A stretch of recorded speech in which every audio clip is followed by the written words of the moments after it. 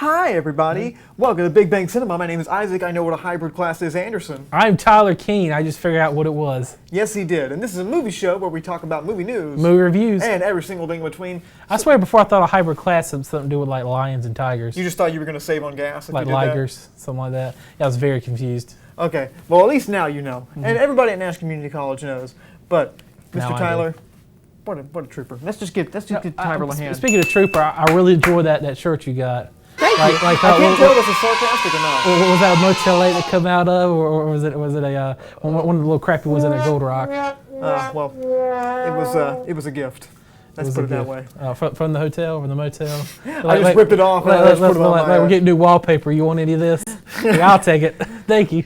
It was like how a chef makes a special. It's just on my shirt. But anyway, speaking about a conglomeration of random things together that most likely you'll spend too much money on, Apple TV is coming out with a $5 streaming service package. What? Oh my gosh, you tell me somebody else is starting a streaming service? Well, we talked about Apple TV in the past. Apple TV is pretty much, actually Apple TV Plus, sorry, trademark. This is going to be their streaming service. They're going to have a host of different shows. There's going to be a lot of A24 things, Neon Productions. There's going to be a show with Jason Momoa where he plays a blind guy. That's all I know about that show. Blind Justice. Yeah, Blind Justice. No, it's not Blind Justice. I wish it was Blind Justice. That'd be awesome. And it's Blind Fury is all I'm thinking about. Oh, Blind Fury, yes. But yeah, this is the biggest thing was the price point. We talked about the 1.5 million streaming services they have. I just discovered there was another streaming service called Sony Crackle that has full-length shows that I've never heard of. No, they have a few. Most of them are shorts. They come off in like 5 minutes. Well, they might as well spurts. just not be like anything because I'm not going to watch them. It's all fail. Like every show they release gets canceled within a short period of time. I wonder why. Yeah, and then on top of that, Sony has the PlayStation Direct streaming service to where they have shows that make just on your PlayStation. That's ridiculous. That is ridiculous. That is absolutely ridiculous. But Apple TV, $5. And everything else is probably going to be a little bit more than that. What is Netflix up to, like $3,700 a month or something? Well, the NBC Plus and yeah. Well, we have NBC Plus. We have DC All Access. Shudder. Oh, we do have Shudder. We have Mumbai or what is it called? You know what I'm talking about? Mumbai. The one that nobody watches. Voodoo. Yeah, there's Voodoo too. There's a host of them. Sling. But which one are you having the most priority for? This is obviously one of the cheapest ones in the market. My first priority is going to be on the Pirate Bay. I love the Pirate Bay. Well, the Russians are definitely going to like it. Sir, they're Swedish. Well, I'm sorry. The Swedes, they're really good at them hackers, them Swede hackers. That's my favorite streaming service. They have everything and it's free, and they have video games and it's free. Now they have everything of yours too. So yes, that is probably true as well. But yeah, with the show stuff they have on there, especially with them partnering with the A24, that kind of gets me a little bit more apprehensive to like try to go to any of these other streaming services. I don't care about Disney Plus. I don't care about getting Disney Plus. If I had to get one, like if I had to choose one of these streaming services, I need to get Netflix or Apple TV. Probably just because of the quality of stuff that you're going to get. I don't know. What do you think? Lastly, what's the one you want to get? Probably Amazon Prime Video, but you get that just for your membership. Yeah. And probably, if I had to pay for it, the Netflix and probably Disney Plus, just because I can know what's going on in Marvel. All right. Well, I couldn't care less about Marvel. Let it die. So, do you think Apple is going to survive the 2020 streaming war? I think it will. I think they'll probably have to make a bunch of different decisions to change. Let's do this next year when the whole war starts. Let's have a draft plan of who we think's going to win, who thinks going to lose. That would be wonderful. Have almost like a football draft, like the brackets. Our fantasy streaming war. I like. Sorry, not cuckoo. I think that's a great idea. So we're going to totally do that. That's going to be totally one of our segments.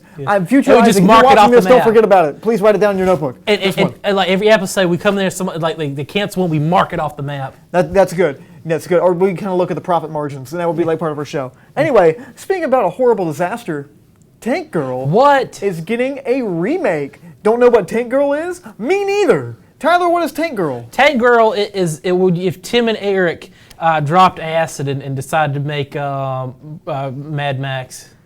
That's interesting. Yeah. Also, that was not a photo of Gwen Stefani. That was actress Lori Perry playing Tank Girl from 1995. So I'm not like I legitimately never heard of this movie. Well, let me give you a big description of this movie, like a prime example. Ice-T plays a kangaroo man in this. Okay. Yeah. Does he do a quality job? He plays Ice-T. I imagine Ice-T is a kangaroo, so it's like every day it was like his first day of being a kangaroo. So that's pretty much what it was like. Every minute was his first day of being a kangaroo. Y'all, man, I'm a kangaroo. So Okay. that was it, man. That's the movie. Yeah, and I think Naomi Watts was in it too. And what's his name? Jet Girl. Yeah, whatever. But they found the director. It was announced that Margot Robbie was going to be in this movie. I think Margot Robbie's pretty good casting for this. So look, who's the director? You're not going to know who he is. I'll tell you what he's made, though. Okay, do you want to take a guess who it is? I'm gonna give like possible like a description. Okay. They were scraping a barrel, and he was probably one of those little wood shards that come up from the bottom. Is that what it was? Got him. Got him. That's exactly where they found him. Actually, it's a gentleman named Miles Joris Pafiet, I think his name is. This guy, that looks like he just got out of Burning Man. Yeah, he directed a movie called Dreamland. Do you know what Dreamland is? Dreamland. It's a movie. No.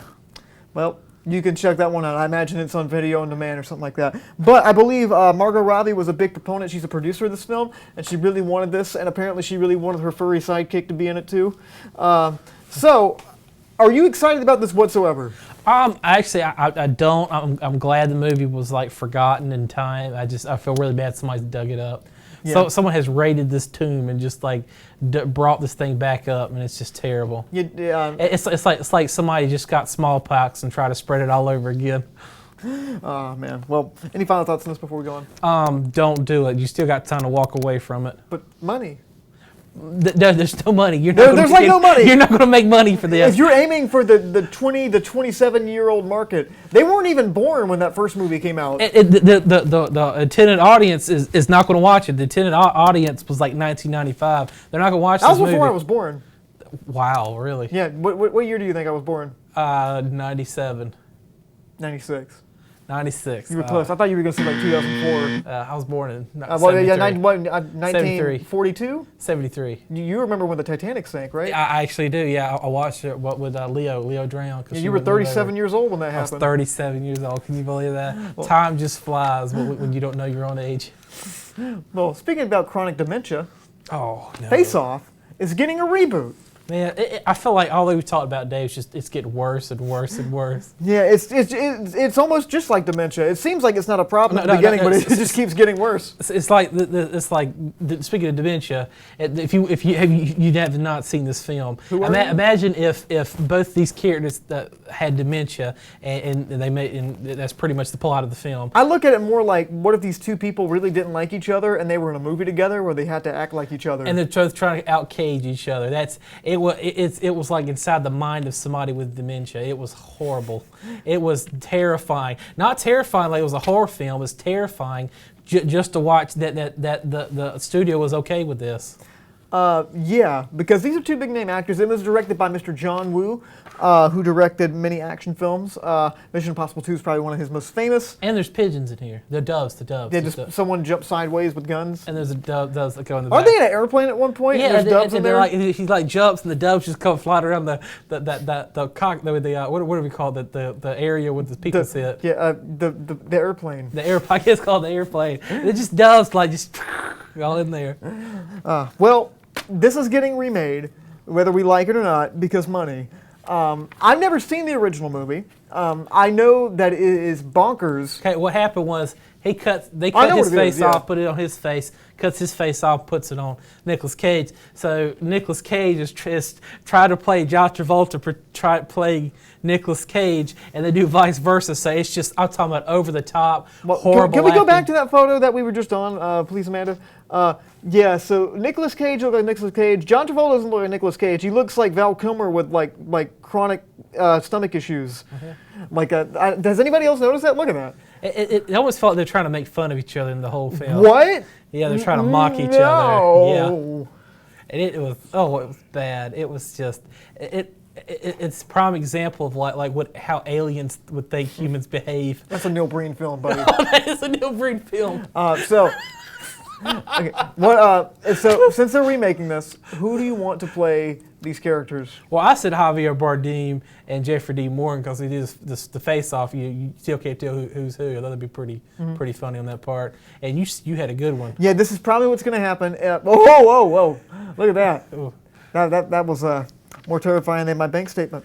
But I believe that Mr. Dwayne "The Rock" Johnson and Kevin Hart will be in this film together. So I just imagine like they switch faces and you see like And but then all of a sudden he shrinks like a whole foot. 2 whole feet, man. 2 whole feet. It's just his actual feet. He just shrinks that That's much. the best. Kevin Hart, and he's got The Rock's face, and The Rock is like this tall. That probably sounds- And Kevin Hart is like 6'8", and he's got like. that's the image that we painted. And it's a comedy film. Thank you. Oh, You all right? yeah, I'm good. Oh, Do you need to take your diabetes medicine? gosh. I'm like, there's like pick clips of the movie flashing through my head, so they're going through the regular movie tropes, and it's just like a little tiny Rock and a 6-foot Kevin Hart. They'll probably do some stupid CGI on it to make it look terrible. But Matt Mason crying, from really. Mattel is getting a movie. Thoughts? Who is Matt Mason? Who is that? Who is that? Exactly. Matt Mason is a Mattel character. He's a toy. I've written some stuff down about him. You okay? Yeah, I'm good. All right, good. We haven't had that since Mr. Harry Hole appeared on one of our movie reviews. His name was Harry Hole. Just keep talking. Just keep talking.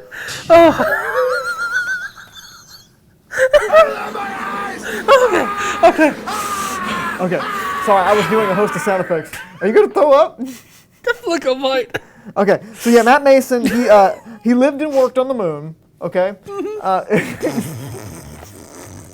Okay. All right. Okay. We got to get it together. All right. Okay. That's Mr. Tom Hanks laughing over there, by the way. Okay, so Matt Mason lived and worked on the moon. This takes place in the 60s, in 1966 to be exact. And there's an alien called Captain Laser, not Major Laser, but like Captain Laser. He's like an ominous, kind of like possibly hostile alien. You look like you're about to choke, buddy. I am. I'm trying not to laugh right now. Well, you got to give commentary from Mr. Matt Mason. So apparently Tom Hanks is going to play like everybody ever that's ever been an American. So So he's playing another toy. he's playing another toy. Yeah, it's another Toy Story, but vastly different because we actually knew who Woody and Buzz Lightyear are. Is this going to be animated or is it going to be like Marwin? Which one? Oh gosh, the Uncanny Valley, the movie. Yeah. That was a bad one. What a hit! Oh, I don't know. What was it? Robert Zemeckis in the Uncanny Valley. Like the man lives there. He's got a little house in the Uncanny Valley. He just goes in. It's just like just a picture of 36% Rotten Tomatoes. I can slap so much. I can't. You gotta be careful what you say. We're on the radio right now. We're on the radio. I'm not gonna say it. All I remember about Welcome to Marwin was there was a lot of cliched dialogue and really creepy special effects, and I didn't see it. Wait, hold on. Are you talking about the Polar Express, or which one are we talking about here? Another Tom Hanks picture. Yeah, another top 8's a Robert Zemeckis picture. Yeah. Oh, Is Robert Zemeckis doing this too? I don't think he might. He might. That's a good possibility. I didn't think about that. But yeah, maybe makes the world know who Matt Mason is, considering nobody else knows who Matt Mason is. I kind of knew who he was, but not really. But yeah, are you excited about this whatsoever or not? I have no idea. It's a Tom Hanks picture where he's playing a spaceman and he's going to be fighting an alien. Or like be doing. Hopefully they'll go in a more like cerebral direction, but it's a toy movie. Wait, hold so on. This is not. Mattel, right? This is a Disney movie. Mattel got bought by Disney. Oh, they did? Yeah. Oh my goodness. Well, no, Mattel. Who makes Transformers? People with mental handicaps. Oh, no, the toys. Not the movies. The toys. I don't know. Is it Hasbro? Hasbro got bought by Disney. Okay. Well, they say that's actually what you say when you see the movie. And like, is that movie got a lot of cool stuff? It has, bro. It has, bro. Yeah. Okay, well, apparently that one's not as funny as the other one. Anyway, guys, thank you so much for watching so far. If you have any comments, questions, or concerns, you can leave a comment at facebook.com/Studio67NCC. Love to hear what you guys have to say about it. But anyway, we're going to take a really quick break so Tyler can continue laughing. And we're going to be right back. Stay with us. MAIL is a leadership organization that focuses on mentoring young men to achieve leadership. and success. We help. We learn, We work. we lead.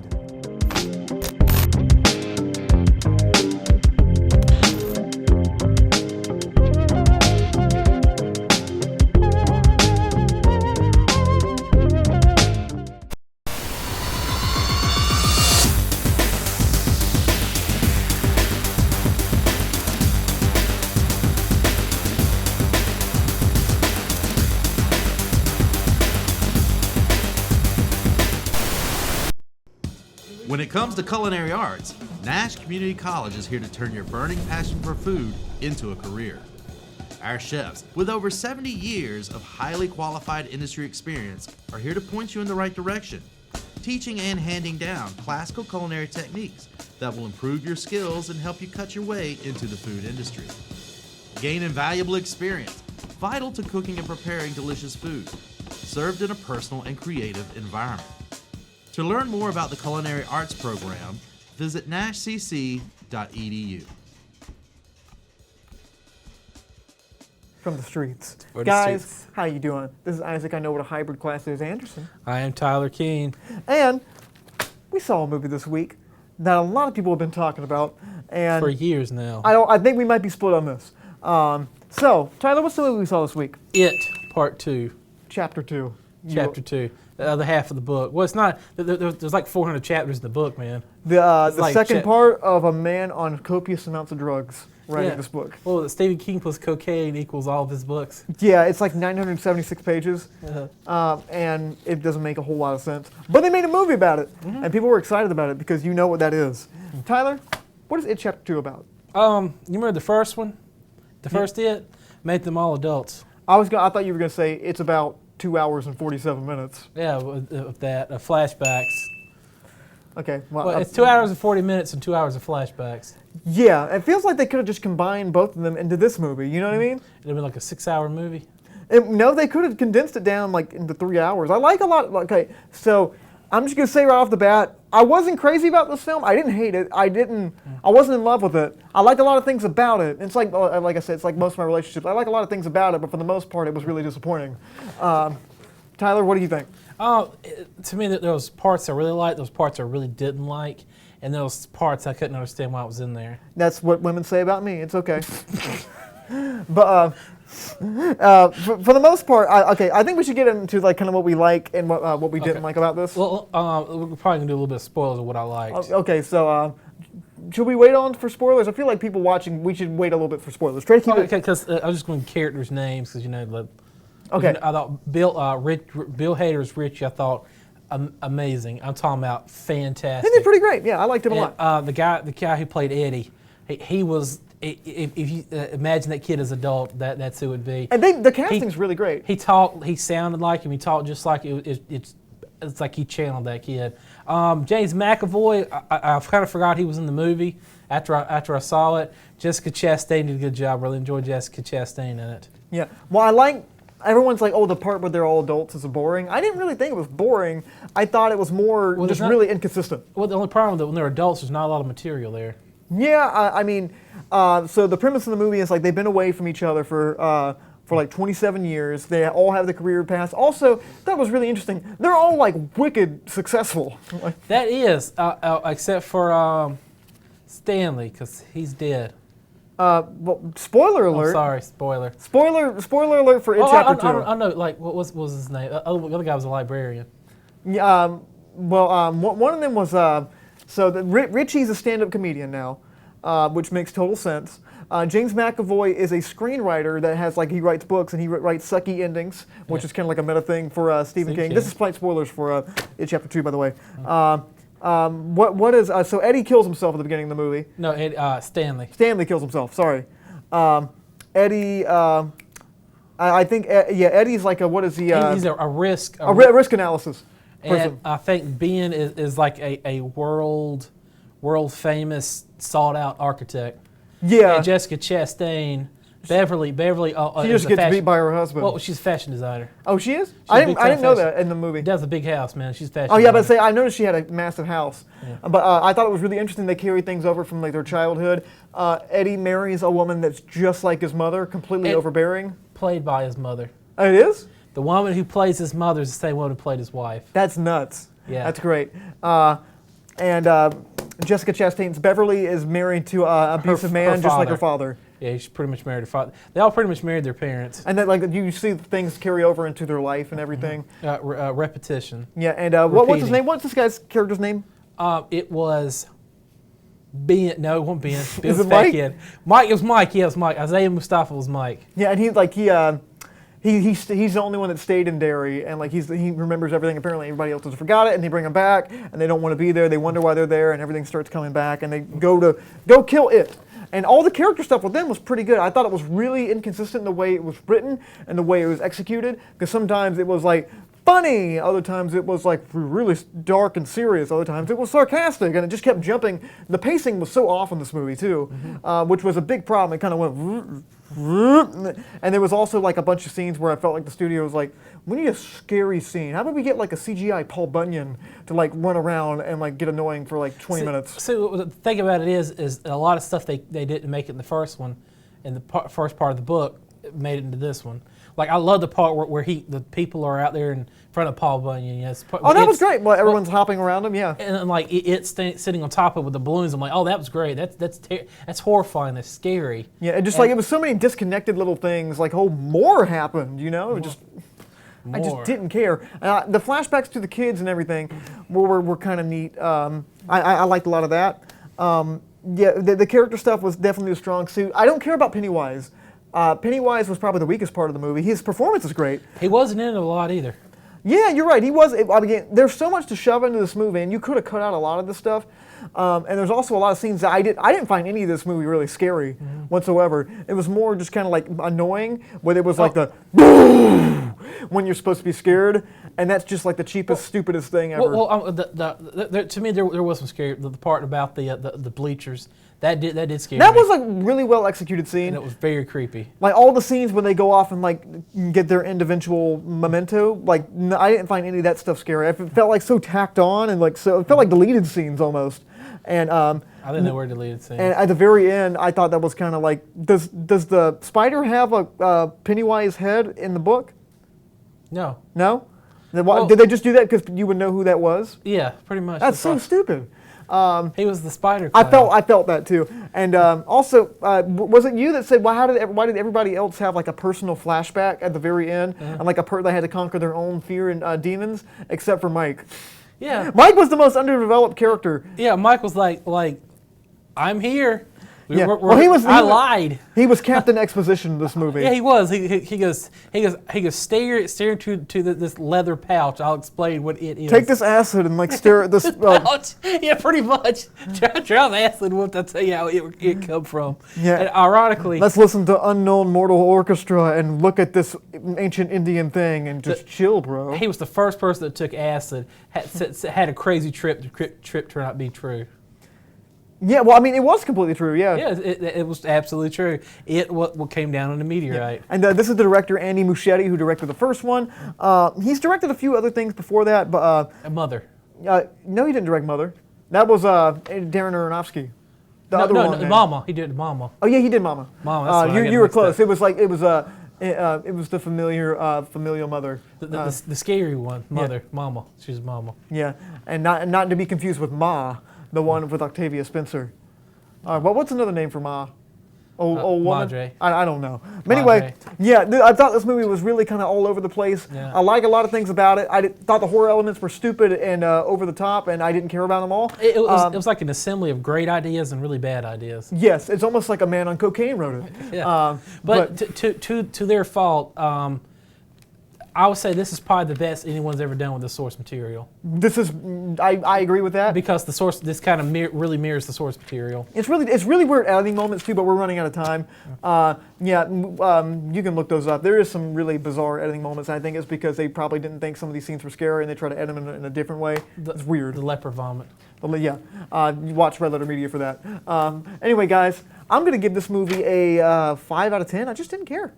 I'll give it a 6 out of 10 actually. Okay. Because I mean, to me, what sells the movie is the performances from the cast. Yeah. Except for James McAvoy, I just felt like he was kind of there. Also, I will add one thing before we go, because I didn't want to say this. That opening scene, since we're going to spoil it a little bit more, the opening scene apparently is the same opening scene as in the book. There's a gay couple that gets like completely massacred, and one of the guys gets thrown over into the river and gets eaten by Pennywise, which is a great opening, and it was very brutal in the movie, but I don't know, the execution, the writing just felt very like dated. 80s. It felt very 80s and dated, like, we don't want no gay folk in this town. I'm not kidding. Like, I thought it was a flashback. I thought it was like something that happened back in '89. Somebody else tried to tell me that. Even they were dressed like they're from the '80s. And Yeah, it was I know. like not 2017. I'm like, it's 2019. Granted, that stuff still happens, but it's like not like that, you know? It was just felt so like, it felt like 1960s like segregation or something like that. Because now they would have gone on Facebook and done something. Yeah, I don't know. That whole execution just felt off to me. The idea was great, and for the most part, like, you know, the directing was pretty solid, but the way it was written and executed was just weird. Yeah. Anyway, guys, yeah, that's what I thought. Oh, wow, cool. That's a sound effect. Thank you guys so much for watching. Next week, we're possibly going to be seeing a movie, maybe not. Downton Abbey's coming out and Hustlers is coming out. And both those movies, one sounds completely boring and really unrealistic, and the other one is Hustlers. So, I don't know. Tyler, we'll decide. Guys, thank you so much for watching. My name is Isaac. I know what a hybrid class is, Anderson. I'm Tyler. Stay lovely. I'll see you next week.